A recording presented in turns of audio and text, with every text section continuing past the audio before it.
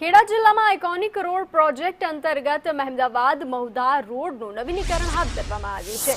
લાંબા સમયથી તૂટેલા બિસ્માર રોડ પર સ્ટેટ રોડ વિભાગ આખરે જાગ્યું અને ડામર પેવરની કામગીરી યુદ્ધના ધોરણે શરૂ કરી દેવામાં આવી છે। બીજી તરફ ખેડા જિલ્લામાં રૂપિયા 300 કરોડના મુદ્દે વ્યાપક તપાસના આદેશો આપવામાં આવ્યા છે। સમગ્ર જિલ્લામાં માર્ગોની સ્થિતિ સુધારવા માટે તંત્ર એક્શન મોડમાં આવ્યું છે, જેના પગલે વાહન ચાલકો અને સ્થાનિક રહીશોમાં લાંબા સમય બાદ ભારે રાહતની લાગણી જોવા મળી રહી છે।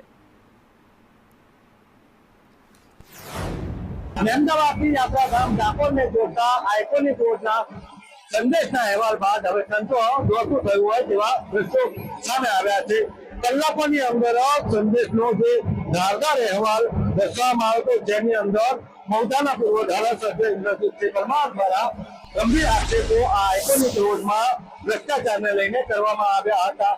છેલ્લા 1 વર્ષથી આ રોડની કામગીરી ચાલી રહી છે। સાથે સાથે 6 મહિનામાં આ રોડ તૂટી જવાના કારણે રાજ્ય સરકાર દ્વારા તપાસના નિર્દેશો આપવામાં આવ્યા હતા, પરંતુ ત્યારબાદ પણ રોડના કામગીરીમાં કોઈ સુધારો ન દેખાયો હતો અને ત્યારબાદ મહુધાના ધારાસભ્યના આક્ષેપો બાદ સંદેશ દ્વારા આ અહેવાલ દર્શાવવામાં આવતો, ત્યારબાદ હવે તંત્ર સફાળું જાગ્યું છે અને આ રોડનું કામ હાથ ધરવામાં આવ્યું છે। સંદીપ રાજપૂત સાથે સંદેશ ન્યૂઝ, મહેમદાવાદ।